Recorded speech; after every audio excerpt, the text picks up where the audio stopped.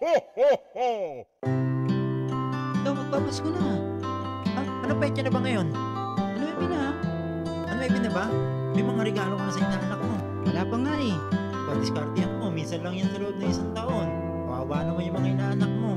Kaya nga, nag-iisip na ako kung anong iririgalo ko sa kanila. Ikaw ba? May naisip ka na ba na may iririgalo sa kanila?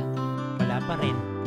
Pero meron ako isang awitin na gagawin para na rin sa kanila. Ito ay para sa iyo at sa akin din. Pagbibigayan naman ang gusto ko sa iyong parating. Damahin yung panibagong Paskong darating. Pagmamahalan ng bawat isa aking hiling at pansinin. Kapag sumapit na rin yung dilim, may mga batang araw-araw na rin nangangarling. Pagbibigayan, pagmamahalan, ang isasalubong sa iyong kapanganakan. Buong pamilya ay sama-sama, kahit na walang nakalapag sa may lamesa. O kay saya pagsama-sama, kaya ngayong iba umuuwi pa ng probinsya. Excited ka na ba na makauwi sa inyo? Para makasama muna yung mga mahal mo.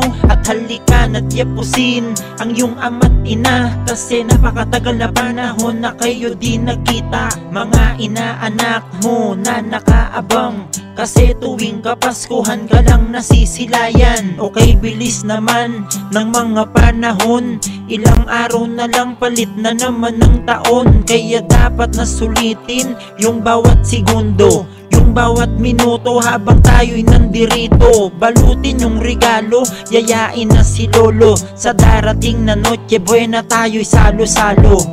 Yung makasama mo yung buong pamilya mo sa isang hapagkainan, napakagandang regalo na nun. Yung makakwentuhan mo sila, yung makapagbigayan kayo, yung magmahalan, yan talaga yung diwa ng Pasko. Di naman mahalaga kung bulsa natin walang pera, ang mahalaga pamilya natin sama-sama. At kahit na anong pagsubok pa ang dumaan, sa pamilyang matatag lahat ay kayang lagpasan.